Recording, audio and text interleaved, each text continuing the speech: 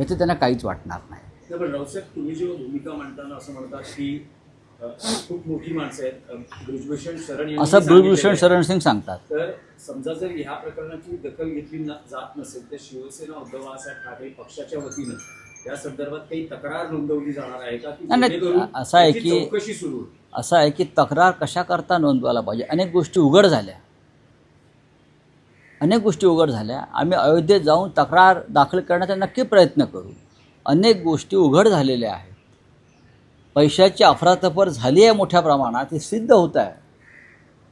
CCTV फुटेजला पैसे चोरताना दिसत आहेत दानपेटीतले, आणि नंतर अचानक ते CCTV फुटेजसुद्धा जशी मतं चोरतात तसे ते फुटेजसुद्धा चोरलं गेले राम मंदिरातलं. या देशावर रामाचं राज्य नसून चोरांचं राज्य आहे, इतकंच मला म्हणायचं आहे. ठीक आहे, आणखी एक विषय बोला. संपला विषय, आता मी निघतो. हा विषय संपला, पण या आधी जो विषय निघाला होता विलिनीकरणासंदर्भातला 15 ऑगस्ट पर्यंत हे होणं अपेक्षित मानलं जाते. तुम्ही म्हणतात की तुमची काही माहिती आहे 15 ऑगस्ट कदाचित डेडलाईन नाही, पण त्या कार्यकाळात हे विलिनीकरण होऊ शकतं. हे मी काहीच सांगू शकत नाही, हा माझा विषय नाही. मी माझ्याकडली माहिती आणि माझं मत तुम्हाला दिलं. इथे प्रत्येक काँग्रेसमधून बाहेर पडलेल्या प्रत्येक पक्षाला स्वतंत्र मत आणि स्वतंत्र नेता आहे. मग ते बिजू जनता दलाचे नवीन पटनायक असतील, इथे माननीय शरद पवार साहेब असतील, कुठे ते जगन असतील आंध्रमध्ये, हे सगळे काँग्रेसचे, किंवा KCR असतील, ममता बॅनर्जी असतील, हे सगळे काँग्रेसमधून बाहेर पडलेले आहेत. मी इतकंच म्हणालो, जर असं होणार असेल तर ज्येष्ठ नेते शरद पवार यांनी त्यात पुढाकार घेतला पाहिजे. ते महत्त्वाचे नेते आहेत, त्यांची विचारधारा ही जन्मतःच काँग्रेसपासून आहे. त्यांनी या सगळ्यासाठी पुढाकार घेऊन एक मजबूत राष्ट्रीय काँग्रेस पक्ष पुन्हा नव्यानं उभा केला तर आमच्यासारखे जे प्रादेशिक पक्ष आहेत त्यांनाही बळ मिळेल. तुम्ही म्हणाल एक महत्त्वाचा विषय की तुमच्यासारख्या प्रादेशिक पक्षांना बळ मिळेल. जर हा विचार राष्ट्रीय स्तरावर काँग्रेस मजबूत करण्यासाठी होत असेल तर राज्य स्तरावर शिवसेना पक्ष मजबूत करण्यासाठी हा विचार येऊ शकतो का? कारण शिवसेनेपासूनही गेल्या 25 वर्षात अनेक जण बाहेर पडलेली आहेत ज्यांचा मूळ विचार हा शिवसेनेशी सुसंगत आहे. तर अशांना काही आवाहन केलं जाईल का की तुम्ही या मूळ प्रवाहात? बघा, तुम्ही आता विषयाला वेगळी दिशा देऊ नका. आता या क्षणी विषय आहे राष्ट्रीय पक्ष म्हणून काँग्रेस मजबूत करण्याचा. बरोबर आहे. आता प्रादेशिक स्तरावरती असे अनेक पक्ष आहेत, मग द्रमुक अण्णा द्रमुकचं काय करायचं? मग 2 कम्युनिस्ट पक्ष एकत्र येणार का? हे वेगळे वेगळे विषय आहेत. मग इथं शिवसेना आहे. शिवसेनेच्या बाबतीत तर आम्ही आधी म्हणालो की ज्यांना पश्चाताप झाला असेल, शिंदे गटाच्या लोकांना, म्हणजे अमित शहाच्या गटाला ज्यांना पश्चाताप झाला असेल त्यांना मातोश्रीचे दरवाजे उघडे आहेत. नाही रावसाहेब, तुम्ही शिंदे शिवसेनेच्या बाबतीत म्हटलं, पण तुम्ही मनसेच्या बाबतीत हे मत किंवा भूमिका मांडू शकता का? कारण राज ठाकरे की शिंदे जे बाहेर पडले, शिंदे गट हा पक्ष नाही. राज ठाकरे यांचा महाराष्ट्र नवनिर्माण सेना एक स्वतंत्र पक्ष आहे, हे लक्षात घ्या. शिंदे गट किंवा काय ते अजित पवार गट पक्ष नाहीच आहे. हे अमित शहाच्या ठेवलेल्या कंपन्या आहेत. बरं, सिस्टर कन्सर्न ज्याला म्हणतो आपण, त्या आहेत. त्यांनाही पक्ष मानतच नाही. सुप्रीम कोर्टात निर्णय व्हायचा अजून बाकी हे पक्ष आहेत की नाही. पण राज ठाकरे यांचा एक स्वतंत्र पक्ष आहे. आधी राष्ट्रीय स्तरावरचे निर्णय होऊ द्या, एवढंच मी सांगतो. शरद पवारांचाही स्वतंत्र पक्ष आहे, काँग्रेसपासून वेगळा झालेला आहे.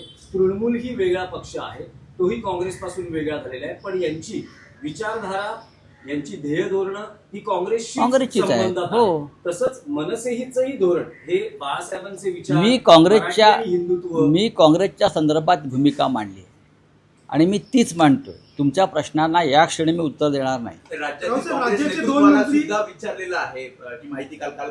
मला काहीच माहिती नाही. मी एक भूमिका एक राष्ट्रीय स्तरावरची मांडतोय. जर आपल्याला केंद्रातल्या सध्याच्या बकासूर आणि सैतानांशी लढायचं असेल तर पांडवांच्या बाजूने जसे अनेक घटक उभे राहिले सत्याच्या लढाईसाठी, पांडवांच्या बाजूने कौरव मजबूत असताना सुद्धा अनेक जण आले, तसं आपल्याला काँग्रेसच्या बाजूनं त्यांच्या मूळ पक्षाच्या लोकांनी उभं राहिलं पाहिजे. तरच ते टिकतील, नाही तर तेही नष्ट केले जातील.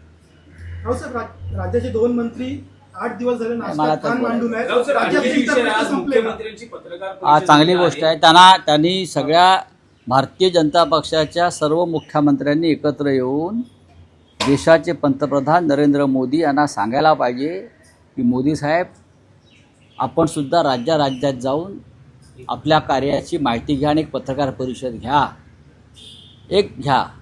आणि आम्हालाही बोलवा. आम्ही पत्रकार आहोत, रवीश कुमार पत्रकार आहेत, आशुतोष आहेत पत्रकार, पुण्यप्रसन्न वाजपेयी आहेत, असे अनेक पत्रकार जे आहेत त्यांनाही या पत्रकार परिषदेसाठी आमंत्रित करा, असं आमचं त्यांना म्हणणं आहे. आणि देवेंद्रजी पत्रकार परिषद नेहमीच घेतात, पण 12 वर्षानंतर सुद्धा नरेंद्र मोदी का पत्रकार परिषद घेत नाही, हा प्रश्न कदाचित प्रेसिडेंट ट्रम्पलाही पडला असेल, कारण ट्रम्पने त्यांचं अभिनंदन केलं. काल तुम्ही एक माहिती समोर आणली, अभिजित बिटके आणि नरेंद्र मोदींचा फोटो समोर आणला. तो AI फोटो आहे असा नाही, बघा असं आहे की त्यांचं काय म्हणणं असेल त्यांचं म्हणणं आहे. मी बोललो, माझ्याकडे माहिती होती, पण मी काही त्यांच्या आंदोलनाच्या विरुद्ध आम्ही नाही आहोत.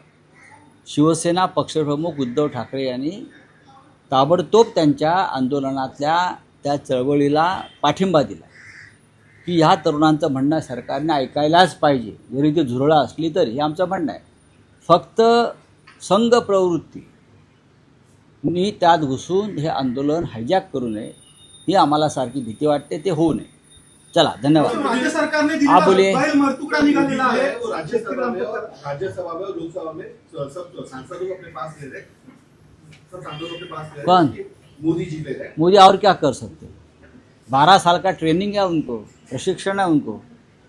वो कौशल विकास योजना मंत्रालय जो बनाया है वो इसीलिए बनाया है. उनके पास यही कौशल है. इसकी वजह क्या है?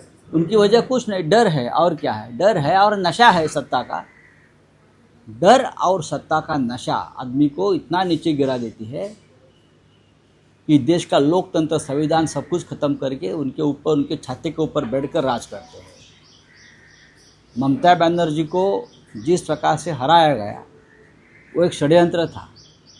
जिस तरह से आप बूथ के आंकड़े आ रहे हैं, आपने देखा होगा, एक षड्यंत्र था.